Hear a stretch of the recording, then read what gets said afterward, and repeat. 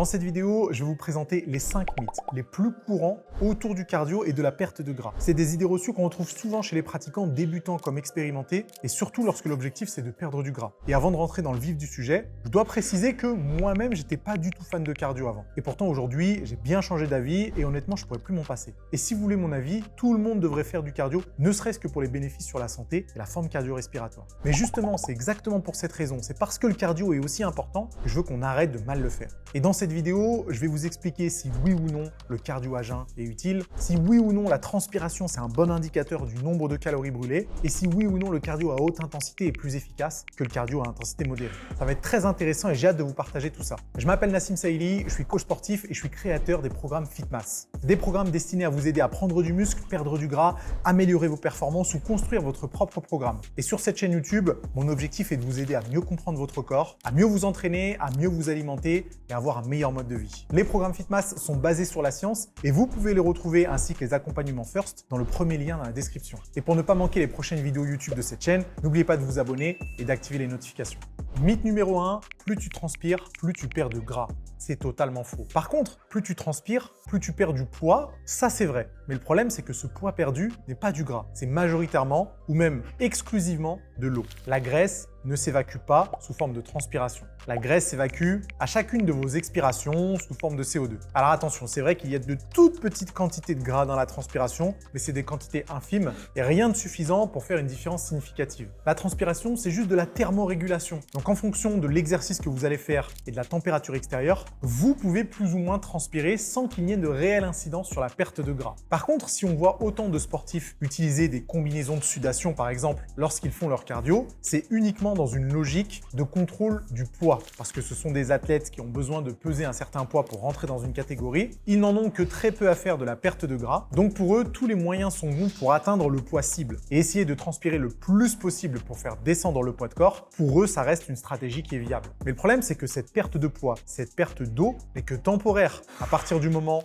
où on va reconsommer de l'eau, reconsommer des aliments, le poids va automatiquement réaugmenter pour atteindre de nouveau la valeur précédente. Mais nous, ce qui nous intéresse, c'est la perte de gras durable. Et pour avoir une perte de gras durable, la transpiration n'a aucune incidence. Donc, arrêtez de juger de la qualité de votre entraînement en fonction de la transpiration. Les deux n'ont absolument aucun lien. Il est tout à fait possible de perdre beaucoup de gras sans jamais transpirer, comme il est tout à fait possible de ne pas perdre du gras en transpirant beaucoup. Donc ce mythe, on n'en parle plus. Mythe numéro 2, le cardio à haute intensité ou le HIIT est plus efficace que le cardio à intensité modérée. Pour tout vous dire, c'est un mythe auquel j'ai cru pendant très longtemps. Et on va d'abord commencer à faire la distinction entre les deux types de cardio. Cardio à haute intensité ou HIIT pour High Intensity Interval Training, qu'on met en opposition avec cardio à intensité modérée ou LISS pour Low Intensity Steady State. En gros, c'est la différence entre faire des sprints pendant 20 secondes et répéter ça une quinzaine de fois et faire un footing de 40 minutes avec toujours la même vitesse. Pourquoi on pense que le HIIT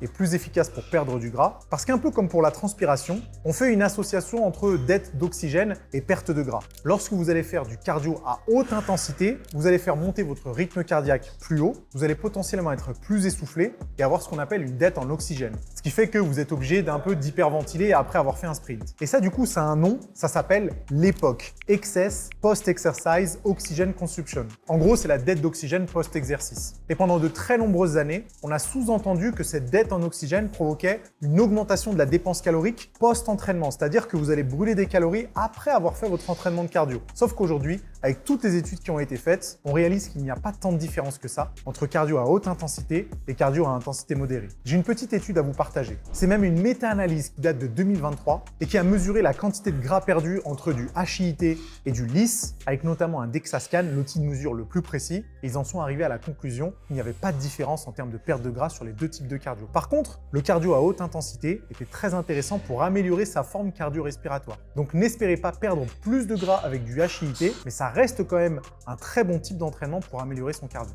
Le mythe numéro 3, il faut faire des séances de plus d'1 heure de cardio pour espérer perdre du gras. Ça, c'est un mythe qui a la vie dure. Et c'est un mythe qui est encore très persistant dans l'imaginaire de beaucoup de pratiquants. Pourquoi on a longtemps pensé ça? Pour la raison suivante. Lorsque vous faites un exercice cardio, vous allez d'abord épuiser vos réserves de glycogène. C'est le premier substrat énergétique dont vous allez vous servir pour maintenir votre effort. Mais sauf qu'au bout de 45 minutes, 1 heure, le mythe voudrait que les réserves de glycogène soient épuisées et que votre corps n'ait pas d'autre choix que de taper dans les réserves de gras pour produire de l'énergie et continuer l'effort. Ça, c'est ce que le mythe veut nous faire croire. Mais en réalité, ça ne se passe pas exactement comme ça. Et dès la première minute d'entraînement, vous allez avoir un mix entre consommation de glycogène et consommation d'acides gras. Ce ratio peut changer en fonction de l'intensité d'exercice. Plus l'exercice est lent, plus vous allez brûler du gras. Plus l'exercice est rapide, plus vous allez brûler du glycogène. Mais c'est un ratio qui va de toute façon s'inverser après la séance pour rétablir un équilibre. Traduction, vous commencez à brûler du gras dès les premières minutes de votre entraînement cardio. Que ce soit d'ailleurs du cardio à intensité modérée ou du cardio à haute intensité. C'est pas quelque chose dont vous devez vous inquiéter. Et ce qui devrait plutôt vous intéresser,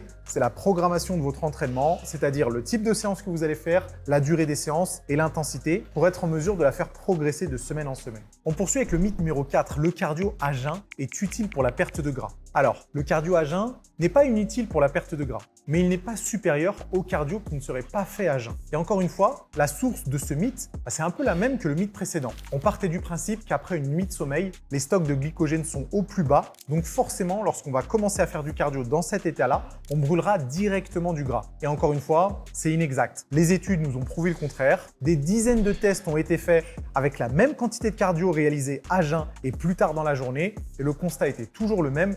La perte de gras était à peu près similaire. Ou en tout cas, la différence qu'il y avait entre les deux n'était pas significative. D'ailleurs, il y a certaines études où le cardio à jeun était très légèrement supérieur, mais d'autres études où le cardio plus tard dans la journée était légèrement supérieur. Moralité, les deux stratégies sont bonnes et la seule chose qui devrait déterminer l'heure à laquelle vous faites votre cardio, c'est tout simplement votre emploi du temps. Cela dit, même si c'est un mythe, personnellement, je préfère quand même faire mes séances de cardio à jeun. Tout simplement parce que je ne suis pas dérangé par la digestion, que pour moi, le cardio, c'est clairement l'activité la plus difficile, donc j'aime bien la mettre en début de journée pour avoir tout le reste de la journée pour récupérer. Donc c'est vraiment un choix personnel qui n'est pas motivé par la supériorité du cardio à ce moment-là de la journée, mais qui est juste motivé par l'aspect pratique de mettre la séance à ce moment-là. Mais si vous appréciez faire du cardio à jeun, je vous encourage à continuer. N'espérez pas que ce soit supérieur à la perte de gras uniquement parce que vous avez le ventre vide. Et d'ailleurs, par curiosité, si vous avez l'habitude de faire du cardio à jeun, essayez à un autre moment de la journée. Peut-être que vous aurez plus d'énergie, plus de motivation et que vous aurez plus de facilité à améliorer vos performances. C'est tout à fait possible de procéder comme ça.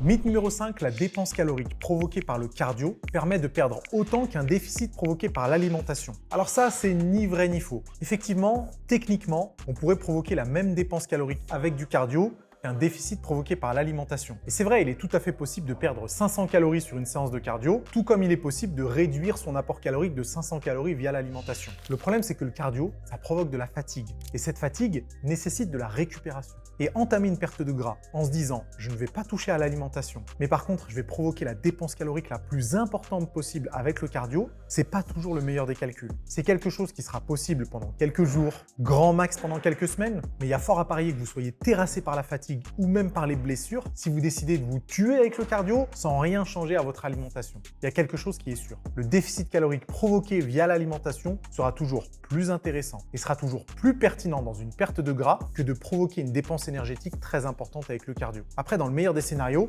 on associe les deux. Léger déficit grâce à l'alimentation, petite dépense énergétique grâce au cardio. Les deux combinés devraient constituer le meilleur cas de figure pour perdre du gras. C'est d'ailleurs ce que je conseille et ce que j'applique moi-même. Mais en règle générale, je commence toujours par le déficit via l'alimentation avant de mettre tous mes espoirs sur le cardio. Et d'ailleurs, vous pouvez faire l'expérimentation vous-même. Dépenser 500 calories avec du cardio, ça demande beaucoup d'efforts. Probablement un footing d'1 heure, d'1h10, d'1h15 en fonction de votre gabarit. Mais par contre, consommer 500 calories via l'alimentation, ça peut se faire littéralement en 15 minutes. Donc c'est vous dire à quel point les deux ne se valent pas. Le meilleur scénario, c'est de combiner les deux, mais l'alimentation restera toujours le levier le plus puissant. Si vous êtes arrivé jusque-là, c'est probablement que vous êtes intéressé par la perte de gras. Et ça tombe bien, j'ai fait une masterclass gratuite et hyper complète où je rentre en profondeur dans tout ce que vous devez savoir pour perdre du gras dans les meilleures conditions. Et que vous ayez 5, 10, 15, voire même 20 kilos à perdre, la masterclass, c'est une feuille de route claire et applicable très facilement. C'est gratuit et la seule chose à faire, c'est de cliquer dans le lien dans la description. Vous consultez tout ça, vous construisez votre plan d'attaque et vous progressez.